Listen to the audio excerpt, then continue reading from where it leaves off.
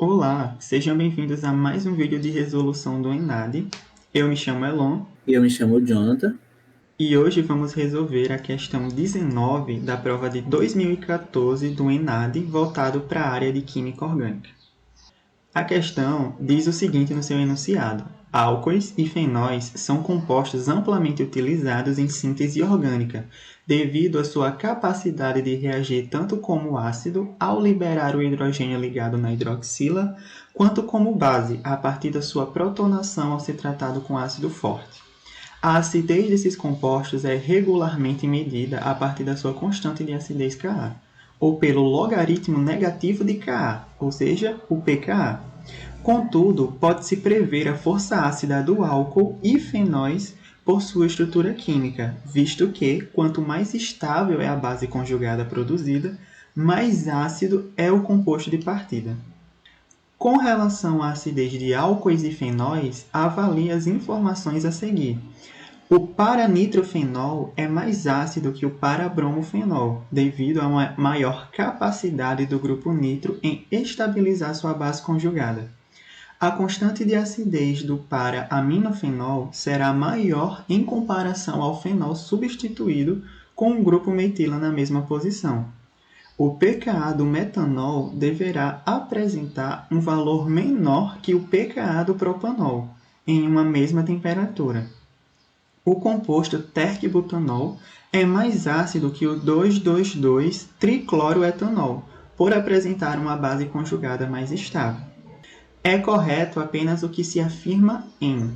E daí a questão fornece para a gente 5 alternativas, onde na A ele vai dizer que as proposições 1 e 3 são verdadeiras, na B a 2 e a 3 são verdadeiras, na C a 2 e a 4 são verdadeiras, na D a 1, a 2 e a 4 são verdadeiras, e na E a 1, a 3 e a 4 são as afirmativas verdadeiras.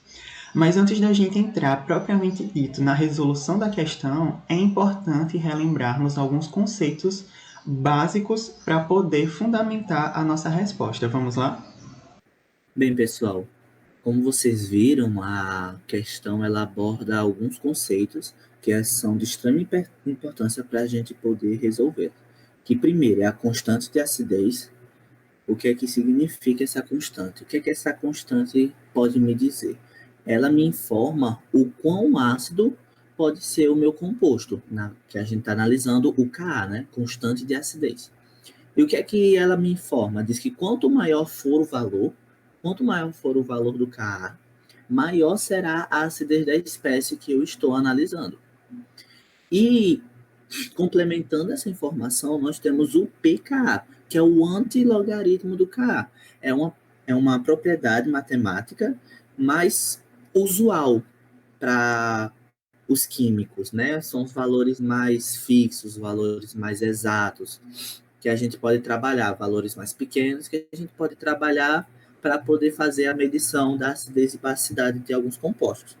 E o pKa, como está mostrado aí, é o menos logaritmo da constante. Esse menos aí vai me fornecer esses pequenos dados que estão mostrados abaixo.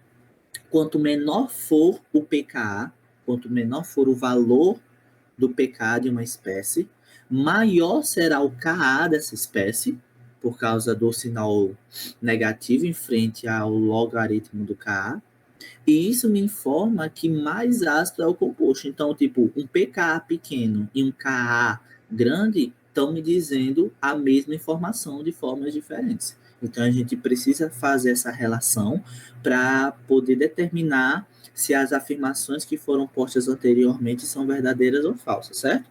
E para uma última análise, a gente tem que, para um ácido ser considerado forte, a gente determinar, esse ácido é forte, esse ácido não é forte. A sua base conjugada, ou seja, a base formada depois da desprotonação, depois da abstração do hidrogênio ácido, ela deve ser considerada estável. E como é que a gente consegue determinar quando um composto ele é estável ou não? Através de duas propriedades que a gente vai mostrar agora, que é a ressonância que é o quê? A deslocalização dos elétrons π da molécula, quando eles o possuem, e o efeito indutivo retirador, que como está descrito aí, é a transferência de densidade eletrônica pela ligação sigma, adotando como critério a eletronegatividade, ou seja, espécies mais eletronegativas que o carbono tendem a puxar a densidade eletrônica do composto para si. Com isso, eu estou retirando densidade eletrônica da minha molécula, deixando o hidrogênio que vai ser abstraído mais ácido, tá bom? Depois dessas informações, a gente tem agora a capacidade de analisar afirmativa por afirmativa para considerar se são verdadeiras ou falsas, tá bom? Bom, gente, com relação à afirmativa 1, ela vai dizer para a gente que o paranitrofenol é mais ácido que o parabromofenol, por conta da estabilidade da sua base conjugada, ou seja, a estabilidade da base conjugada referente ao paranitrofenol. Então, aqui está ilustrado as estruturas de ambos os compostos e a gente vai analisá-los segundo aquelas propriedades que Jonathan falou anteriormente. Observamos que nesse tipo de questão existe uma certa familiaridade com relação ao método de resolução. O primeiro passo sempre será gerar a base conjugada, para que a gente possa analisá-la e julgá-la, se ela vai ser mais estável ou não que a base conjugada de um outro composto. Representamos aqui, de uma forma bem simples, a abstração desse hidrogênio ácido do fenol, o que vai gerar uma espécie onde o oxigênio está carregado negativamente, ou seja, ele está com excesso de elétrons. E o oxigênio, estando com excesso de elétrons e ligado diretamente ao anel aromático, a gente observa que vai ocorrer o fenômeno de conjugação, ou seja, a gente vai poder estipular estruturas de ressonância para a conjugação desses elétrons excedentes com o anel aromático. Aqui está representado 4 estruturas de ressonância correspondentes a esse fenômeno, certo? Então, observem bem a deslocalização desses elétrons através do movimento das setas curvas. E eu chamo a atenção também para um outro pequeno detalhe. Observem que, para o caso do paranitrofenol, além da gente ter uma quantidade considerável de estruturas de ressonância, digo isso porque daqui a pouquinho a gente vai ver por que isso é importante. Além de ter uma quantidade considerável de estruturas de ressonância, a gente observa que os oxigênios, em determinado momento, ficam carregados negativamente. E carga negativa em elemento eletronegativo garante uma estabilidade extra, digamos assim. Então, fiquem atentos a esses detalhes. Para o parabromofenol, começaremos da mesma forma. A primeira coisa será a abstração do hidrogênio ácido do composto. O hidrogênio ácido sendo abstraído, a gente tem um oxigênio carregado negativamente, e esse oxigênio carregado negativamente vai agora conjugar com o anel mais uma vez. E daí nós podemos, mais uma vez, estipular algumas estruturas de ressonância correspondentes a esse fenômeno. Observem bem as estruturas de ressonância que estão sendo representadas nesse slide. Dessa forma, ao analisarmos as bases conjugadas e os fenômenos que ambas vão possuir, podemos concluir que a afirmativa 1 ela é verdadeira. Por quê? Porque observem que, a priori, o paranitrofenol ele vai possuir mais estruturas de ressonância do que o parabromofenol. E isso vai garantir uma estabilidade muito grande para essa base conjugada, tornando assim o composto inicial, o ácido que estávamos analisando, mais ácido do que em comparação ao do outro composto. E também existe aquele fator que falamos anteriormente. Para o caso do paranitrofenol, a gente observa que há concentração de carga negativa nos elementos mais eletronegativos, que no caso é o oxigênio para essa molécula. Então, isso vai garantir uma estabilidade extra para a base conjugada do paranitrofenol. Então, concluímos, mais uma vez, reafirmando que o paranitrofenol será mais ácido em relação ao parabromofenol por conta da estabilidade da sua base conjugada.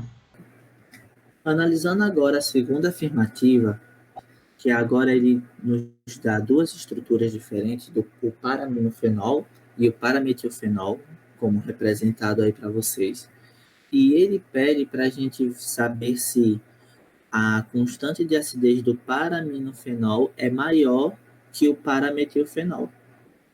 O que isso significa? Ele está querendo dizer que o paraminofenol é mais ácido que o parametilfenol.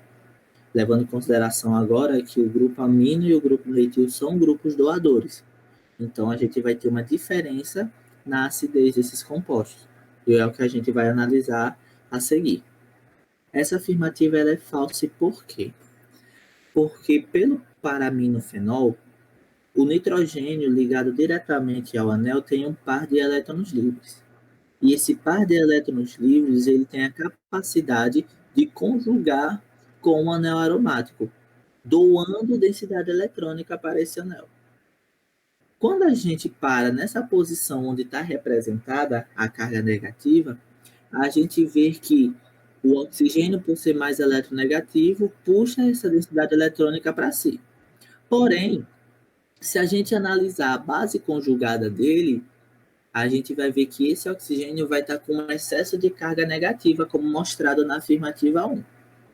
Esse encontro dessas duas cargas negativas vai desestabilizar a minha molécula, vai desestabilizar a minha base conjugada.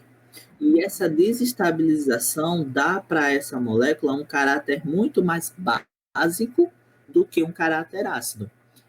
Diferentemente do parametilfenol, que o grupo CH3 ele é um doador, mas um doador por efeito indutivo. Como falado anteriormente, o efeito indutivo não é um efeito tão forte por indução, o que não deixa o anel tão fortemente carregado negativamente, o que consegue estabilizar muito mais a minha carga negativa provinda da desprotonação do hidrogênio. Então, como falado aqui, né? Quanto maior for o efeito doador, maior será a basicidade do composto.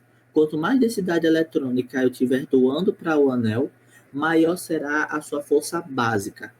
Em consequência, menor será a sua força ácida. Então, como é que a gente pode diferenciar? O Ka está diretamente ligado à acidez. Ou seja, quanto maior o Ka, maior será a acidez do composto. E ele diz que o Ka do paraminofenol é maior do que o Ka do parametilfenol. E está errado. Porque o parametilfenol, por não ter uma contribuição tão forte para o anel, ele vai apresentar características mais ácidas do que o paraminofenol por estar doando densidade eletrônica por ressonância para o anel. Então, a resposta certa é o Ka do parametilfenol é maior do que o Ka do paraminofenol, o que classifica essa afirmativa como falsa. Com relação à afirmativa 3, a gente observa que ela é verdadeira. E o porquê disso? A questão diz que o pKa do metanol deverá ser menor que o pKa do propanol, certo? Em outras palavras, a questão está indicando para a gente o seguinte, que o metanol ele vai ser mais ácido por possuir um menor pKa do que o propanol. E por que estamos caracterizando essa afirmativa como verdadeira? Se observarmos a desprotonação do ácido, do álcool, gerando as suas respectivas bases conjugadas, observamos que não haverá o efeito de ressonância para ocorrer a estabilização. Logo, a nossa análise vai se concentrar puramente no efeito indutivo. Notem que o oxigênio é mais eletronegativo do que o carbono. E por causa disso, esse oxigênio ele vai ter a tendência de puxar densidade eletrônica dos carbonos via ligação sigma. A gente observa que no caso do metanol, a gente tem apenas um carbono ligado ao oxigênio. Já no caso do propanol, a gente tem uma cadeia de 3 carbonos. Logo, a contribuição de densidade eletrônica do propanol por conta da maior quantidade de carbonos vai ser mais eficaz, vai ser maior. Logo, se o oxigênio do propanol está recebendo, está puxando para si muita densidade eletrônica, ele vai se tornar mais instável, desestabilizando o composto de uma forma global. Logo, a gente tem que o metanol ele vai ser mais ácido, pois a base conjugada dele é mais estável do que a base conjugada do propanol. Analisando agora a última afirmativa, o qual ele informa que o terbutanol é mais ácido que o 2,2,2-tricloroetanol. Para isso, nós precisamos analisar a estrutura das bases conjugadas desses compostos. Esse primeiro está mostrando a base conjugada do terbutanol e o de baixo está mostrando a base conjugada do 2,2,2-tricloroetanol. A gente pode analisar rapidamente que os dois se concentram a carga negativa em cima do oxigênio. E com isso, analisando essas estruturas, a gente pode verificar que essa afirmativa ela é falsa. Por quê? Como dito anteriormente, os grupos metila eles têm o poder de ter efeito doador para a molécula, por causa do efeito de hiperconjugação. Como a carga negativa está concentrada em cima do oxigênio, e o oxigênio é mais eletronegativo do que o carbono, ele tende a puxar a densidade eletrônica desse carbono com o qual ele está ligado. E os grupos metil, eles têm o poder de doar densidade eletrônica para esse carbono com o qual o oxigênio está ligado. Porém, por ele estar com a carga negativa, esse efeito doador desestabiliza muito a molécula, dando para ele um potencial muito mais básico, né, como foi dito na afirmativa 2, que quando eu tenho grupos doadores, essa doação faz com que a molécula fique mais básica do que ácida, o potencial básico dela aumente, diminuindo a sua força ácida, né, do que uma outra espécie.